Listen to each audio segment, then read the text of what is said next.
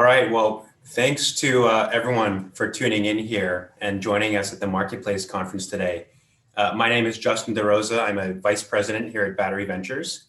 And I've been fortunate to spend the last several years in and around online marketplaces, first as a banker and the last 4 years as an investor, working with companies like Alibaba, StockX, TripAdvisor, Varsity Tutors, and many others over this time. And with me today, I'm joined by my colleague, Philip, from our co-hosts for the conference, Speedinvest. Philip? Yes, thanks, Justin. And hi, everyone. It's a big pleasure to speak here today.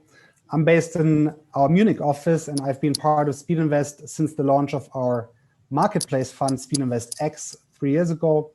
And so far, I had the pleasure to work with great portfolio companies such as Tier Mobility, Schüttflix, or Admix. Awesome. And so as investors, Philip and I have, frankly, the privilege of evaluating hundreds of marketplaces each year. And the caliber of the founders behind many of these is truly remarkable. But there are a few observations we've made over the years that we think could really improve your fundraise process and position your company in an even better light than it already is. And so what we've done here is we've aggregated the most common ones for this session. And in the next 25 to 30 minutes, we're going to do our best to help you go from good to great and ace your marketplace fundraise. So let me just start by quickly orienting you for this session. We've roughly split it up into 3 parts corresponding to the stage of company: pre-seed, early, and growth. Before we get into the meat of things, let me just quickly define what we mean by each. So in pre-seed, we define this as a marketplace that is still in development mode or very early, and the company is typically pre-revenue. In the early stage, this is a seed or Series A marketplace, one that's been live for 6 to 12 months and is just starting to monetize. And in the growth stage, we've simplistically considered this Series B or later. The marketplace is just starting to generate a consistent revenue stream and is focused on accelerating that growth. And so with that, let me hand it off to Philip to cover our first 2 stages. Yes, so I'll kick it off with a pre-seed section in which we're summarizing 8 ideas on how to really make a difference in your pre-seed marketplace fundraising efforts. And the first topic we want to address is market sizing and the common practice of many marketplace entrepreneurs to focus only on the GMV of marketplaces. For example, on the left side here, we see the replicated market sizing slide of a startup in the bunker fuel market, indicating a 180 billion market size. And I mean, that sounds pretty big, right? However, the challenge with many commodity marketplaces or commodity markets is that take rates are super slim and often below 1%. So what we are most interested in from an investor point of view is the monetization potential. And the best practice would be to assess what percentage of GMV your startup can monetize, and then to derive the net revenue potential. And to make the potential of your business even more comparable across marketplaces, you can then make an estimate of your gross margin in percentage and then derive the gross margin potential of your business. And if that figure is above 1 billion, then you have an interesting case, at least from a seed investor perspective. Next topic, competitive analysis.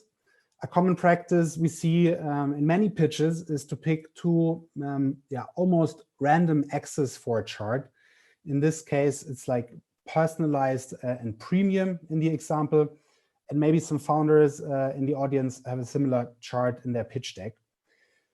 And whilst this is a nice way to structure a competitive landscape, that is not a comprehensive competitive analysis. So ideally, you would provide a document in your data room that compares your startup to others along multiple dimensions, maybe also addressing the demand and supply side characteristics of the market. And then maybe you could also include some takeaways on your USPs or on how you beat the competition. Next, in order to prove the problem that a marketplace is tackling, another common practice is to quote study results. And on the left side here is an example from a pitch deck quoting a study that 65% of buyers say the procurement is still done via fax, email, or telephone. And that's okay. But what's often missing then are the sources or more in-depth information on the market. So better practice would be to first provide the most relevant studies, articles, research papers in a separate folder in the data room, maybe even do a small summary. And then second, since we are talking about marketplaces, it's often helpful to explain the two-sided market structure. How fragmented is the market, and how many suppliers and buyers exist in the market, and what's the role of middlemen, brokers, and traders. Now talking about market research and problem validation, surprisingly, a few startups can actually report on the research that they've done with customers and market experts. And some have done a nice survey, as shown here on the left side, but there's more that can be done. And I'll give a quick example here. So I recently told a founder, your pitch is great, but you have very little evidence for your claims on the customer pain points. Maybe you can do a couple of interviews first and come back with some more customer insights. And I expected not to hear from the guy for like 10 days or so. He actually came back after 3 days with 50 interviews of potential customers. And the highlights of each interview were summarized in a file that included both the transcribed text and the possibility to click on the respective audio section.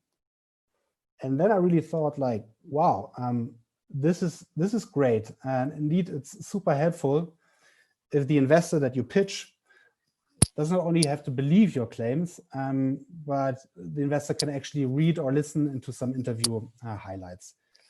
And by the way, there are some great tools to support in that. For audio subscription, there's otter.ai. And if you have limited time or want to reach more interviewees, you can also work with service providers such as respondent.io or others. That's what the CEO I just referred to before did to get to so many interviews in a short amount of time. When talking about achievements in product validation, a common pre-seed practice, in particular with consumer marketplaces, is to say, hooray, we have an MVP. Let's show some nice screenshots in our pitch deck. And that's certainly fine.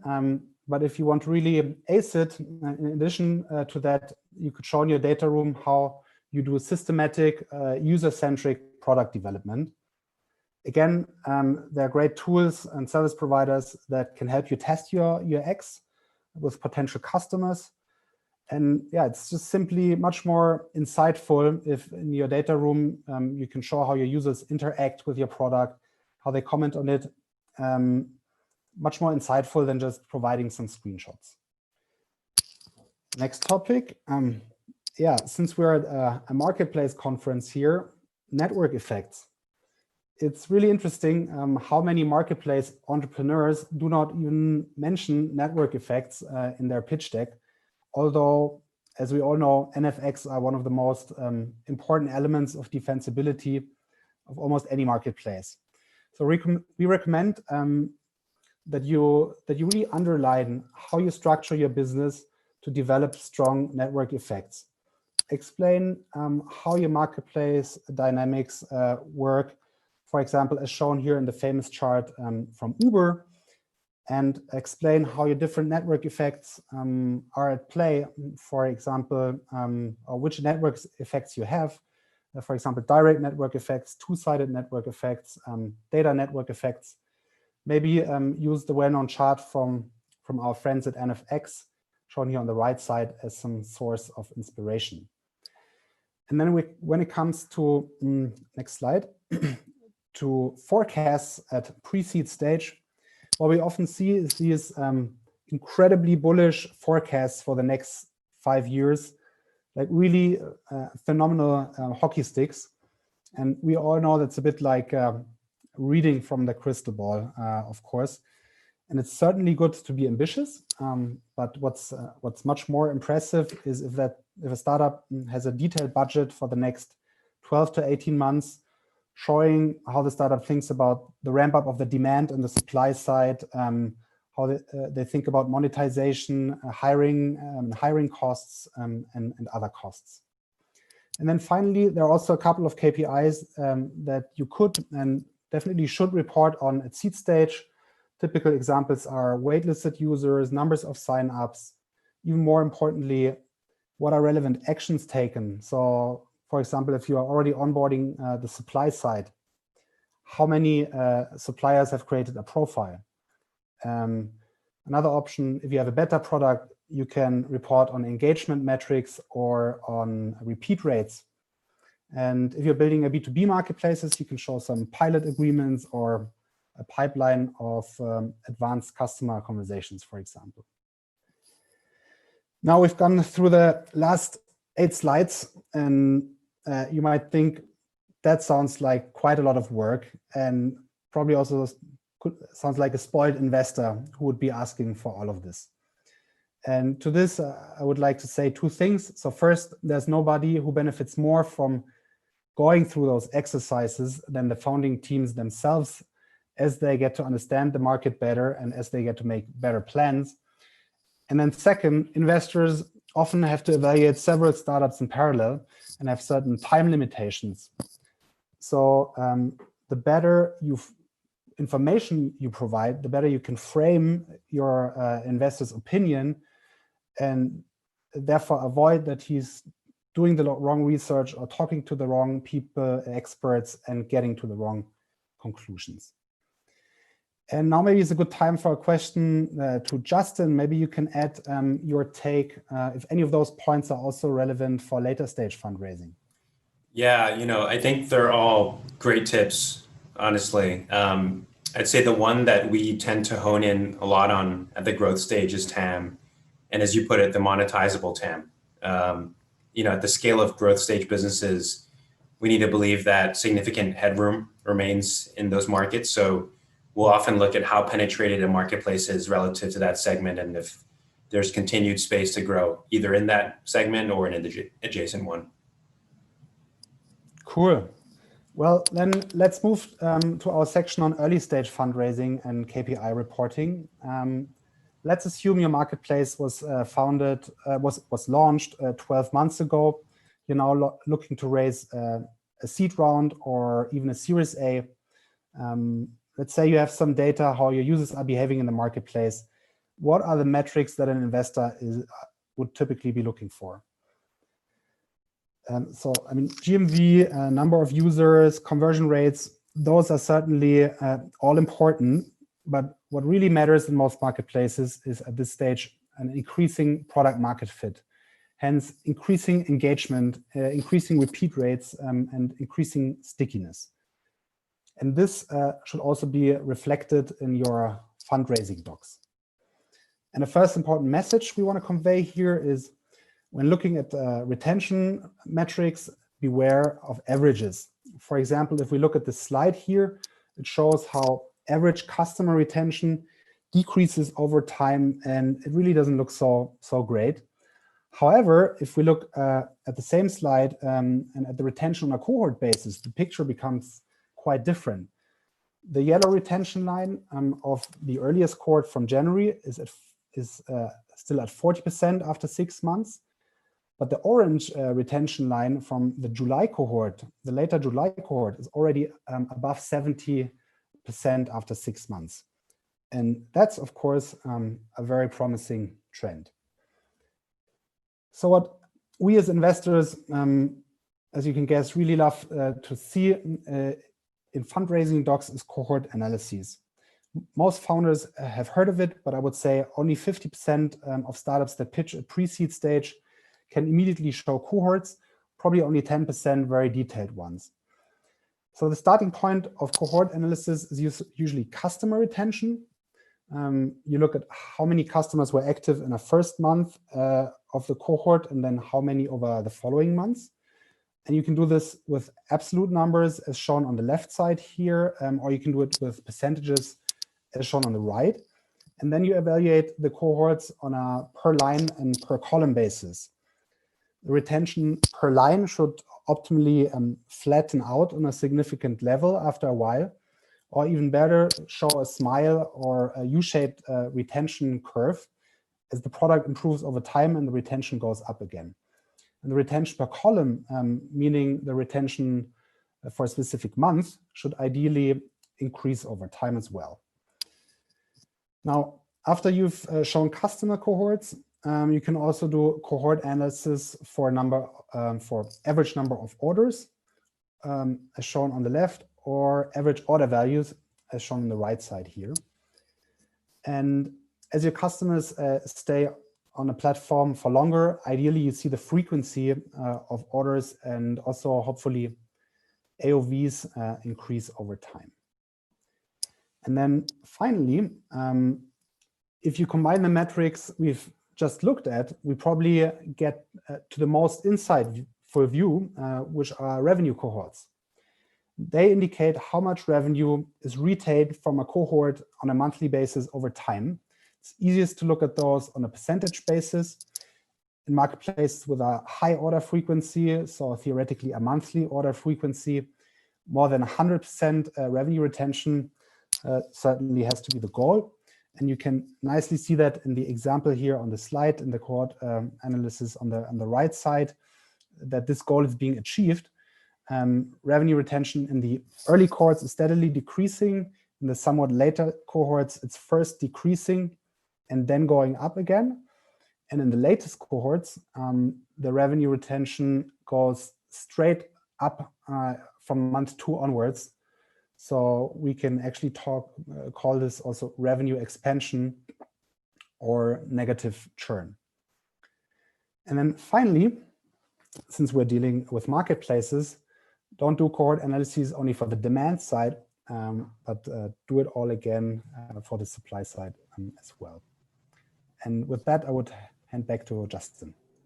Thanks, Philip. Yeah, and the only thing I would say as well is we've shown a lot of the financial cohort analyses or cohort analyses of financial metrics. You can also do this for non-financial metrics too. You can look at users, you can look at engaged users, especially if you're early on in your monetization days as a marketplace. Those are equally important. So let's transition onto the growth stage. As your marketplace transitions here, really many of the same principles apply to what Philip covered. A growth story is still crucial, but the framing does start to shift to how well this can be replicated at much larger scale. We also focus a lot on efficiency. In other words, what is it costing you to grow? Companies usually do a good job at articulating this, but to do a really great job, I recommend 3 things. 1 is analyzing cohorts in much greater detail. 2 is understanding share of wallet. And 3 is being very detailed about your growth efficiency metrics. So first, let's start with cohort segmentation. Philip talked a lot about how cohort and why cohort analyses are so important for early stage marketplaces. As you move to the growth stage, they remain of vital importance, but the conversation takes on a deeper level of evaluation as a way to prove or disprove that your marketplace can continue to compound at a healthy rate. Remember, averages are misleading, so cohort data can become noisy when new customer groups or markets are commingled. For example, we frequently see that cohort data for early adopters looks very different to that of more recent cohorts, or performance in your early markets or core markets looks different to that of new markets, geographies, or verticals.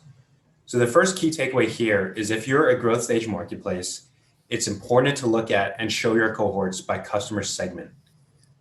And by the way, generally a very effective way to ensure you as a founder really understand the behavior of your customers as you scale. The next concept we really wish we saw more of from the growth stage is share of wallet. To explain this, take a look at the cohort below. What do you observe? This looks like a pretty good cohort, right? We achieve over 100% month-over-month revenue retention from this cohort. In other words, this set of customers is conducting more and more transactions on our marketplace over time. But what we don't fully understand is how much we're capturing of the total potential business from this customer set. It means very different things if the total potential is $20,000 versus $100,000 a month in revenue. And this is a concept we call share of wallet. And it's a very powerful tool to understand the potential headroom remaining in your customers, which as you get into the growth stage becomes an increasingly important topic of conversation. Now, the next few slides and where I'm going to be spending the bulk of my remaining time is around growth efficiency. That is, how are you acquiring customers? What is it costing you, and how much are they worth? The vast majority of founders do talk about this during their fundraise, but we often see common mistakes made in the analysis. So here are some tips from our perspective. First, let's focus on acquisition and discuss CAC, or customer acquisition cost. Oftentimes we see when presented this number that it excludes things like salaries, overhead, and tools, which should be included. We also see that it sometimes excludes non-media costs, like the cost for referrals, free trials, etc., which do have a financial cost. Frequently, they only consider demand-side acquisition, but neglect to consider the supply-side cost of acquisition. And sometimes companies don't distinguish between blended CAC versus paid CAC, which we'll get into later. Lastly, we often see that companies will show CAC as an aggregate number rather than by channel. And so how do you do this right? Well, for us, the standard definition of CAC should be inclusive of any costs associated with paid acquisition plus organic acquisition costs, or those associated with SEO, content, PR, etc., and any costs associated with supply-side acquisition. Again, when you put this all together, it should be a fully loaded number, so inclusive of salaries, tools, and other overhead. This fully loaded number is what investors will reference as they analyze your business. And when you divide it by the number of total customers acquired, you get blended CAC, so what it costs you on average to acquire a new customer. Now, most of you actually already do this, and while it is very helpful, we find that most companies stop here. But really, smart investors will ask for paid CAC, and this is the cost of acquiring customers only considering your paid channels. The reason we ask for this is to better understand the true cost of acquiring a marginal customer. In the later stages of a company, paid acquisition becomes increasingly important to monitor as your marketing budget grows and as a key driver of sustained growth. So paid CAC is a question that most investors will ask. The other aspect around CAC is that we frequently observe is that it is most often presented as a single number aggregated across channels. We really recommend looking at CAC by channel, be it Facebook, Instagram, SEM, etc. For investors, it is an important point to know which channels are scalable versus not. And as a founder, helps you know where you have the potential to accelerate or pull back spend. Now, as much as I've talked about paid growth, I'd be remiss to emphasize the importance of showing organic product-led growth levers in your business. Most simply put, is your marketplace designed in such a way that it essentially promotes itself? We often see this manifest itself through social or community-based loops or even content loops, but there are several other forms in which this can take. Ultimately, a lot of your long-term growth and margin leverage will come from these organic growth loops, so it's important to be clear about them when you're fundraising. So to quickly tie up the acquisition side, what are we looking for? Well, first is diversity. We're looking, any concentration we see in any one channel is a potential concern. Secondly, paid channel that is performing well and scalable. And relatedly, a stable CAC number as absolute marketing spend grows. We really want to ensure that the additional capital you raise will be going to driving growth in places we know works and works well. Lastly, is increasing or growing share of organic acquisition, which can have a very positive benefit of bringing down overall CAC and driving efficiency in your business over time. Now, as most of you know, the other side to the equation when we talk about growth efficiency is LTV, or lifetime value of a customer. We see two common pitfalls here when companies show LTV. One is that they assume an infinite lifetime, or calculated simply as the inverse of churn. And two is looking at revenue LTV instead of gross margin LTV, which we think is a much more accurate representation of the marginal value of the customer. And so to correctly calculate LTV for a marketplace, we recommend looking at the average number of orders per customer over a 24 to 36 month period and multiplying that by the gross profit per order, which accounts for the cost of sales and variable costs associated with generating revenue. With these two numbers, we can calculate the LTV to CAC metric, which I'm sure most of you have heard is generally regarded as one of the best measures of unit economics and growth efficiency. Now, at the growth stage, you really want to be above a 3x gross margin LTV to CAC as a rule of thumb. And if you aren't, investors are really going to want to understand the key levers to get there. But I think this is really dependent on stage. And Philip, how do you think about this for earlier stage marketplaces? Yeah, I mean, similar to you as a later stage investor, we get very excited by an LTV versus CAC ratio of more than 3:1. However, this is not a must at this stage. What we want to see as an early stage investor is an improving trend and a very credible plan on how to improve the unit economics. So how to increase the LTV and how to optimize CAC. Yeah, that makes sense. And aside from LTV to CAC, payback period is an equally important metric that we don't see enough, frankly. Payback period, just as a refresher, is the length of time needed to recoup CAC. So in the example below, assume that the CAC for a customer is $350. By tracking the gross profit for this customer over time, we can see that the payback is 4 months. And this is good, as we typically look for sub 12-month payback periods. But it really is dependent on the type of business you run.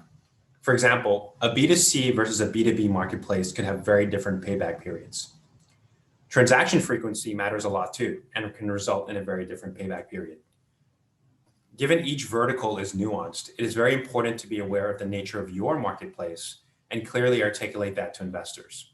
For example, marketplaces that see infrequent transactions will require instant payback versus those that are much higher frequency can afford longer payback due to the high volume of repeat use. And so being very clear about where your business fits on this spectrum will give investors a much better context for how to interpret your data. So to end the session, I want to give you a real life and timely example in DoorDash, which I'm sure most of you have seen filed for the IPO recently. The company and their bankers have honestly done a pretty impressive job of giving investors insight into the true efficiency of their business model. Now, if you were to simply look at the P&L, it doesn't paint a very rosy picture. While revenue has grown significantly, losses have mounted. In 2019, the company lost almost $500 million in EBITDA. Looked at another way, they lost 54 cents of EBITDA for every dollar generated in revenue last year. This does not really appear to be a very efficient business, right? However, as I demonstrate across the next few exhibits, there's a different story that underpins this business. First is cohort expansion. This chart here you see on the left shows marketplace gross order volume by cohort over time. And the trends are very clear. Customers are very sticky and they spend more and more the longer they stay on DoorDash. Each cohort is also improving, demonstrating the network effect embedded in DoorDash's business. The second takeaway is that CAC is concentrated early on in a customer's life cycle. As you can see in this chart, by the second year, sales and marketing spend, including promotions, starts to represent a very small percentage of GOV across cohorts. Third is cohort level profitability. This chart here shows contribution margin, calculated as gross margin less sales and marketing expense by cohort over time. You see that while cohorts are initially unprofitable, they do flip into the positive as they mature, driven by GOV growth and operational efficiency driving gross margin expansion. By year 3, they're generating 8% of contribution margin as a percent of GOV. And lastly, they show that a large and growing proportion of their business is driven by existing or repeat customers, as ordering from DoorDash becomes embedded in customer behavior. This aging base of customers has a very powerful impact in driving operating leverage in the business over time, as these customers are, for the most part, coming back organically. And so when you put these 4 elements together, cohort expansion, no ongoing reliance on sales and marketing, gross margin leverage, and an aging base from strong repeat behavior, this results in efficiency. And this is no better visualized than in the contribution and EBITDA margin of DoorDash over time. In 2019, as you can see, the business was burning a lot of money and not even profitable on a contribution margin basis. But by the start of 2020, even before COVID, they had reached contribution margin positive. And in Q3, they had a positive 10% EBITDA margin. Now, undoubtedly, COVID has accelerated their path to profitability. But it is clear from this data that DoorDash is a much more efficient business than their historical numbers and their P&L might suggest. And the way they have told their story in the S1 is very effective in illuminating that. And so with that, I think we're up on time. Philip and I would love to thank everyone for tuning in. We hope you picked up a thing or two from the talk, and we apologize we don't have time for questions. But please feel free to reach out if you do have any. Our contact information is on the slide. Thanks so much and enjoy the rest of the conference. Thank you. Bye-bye.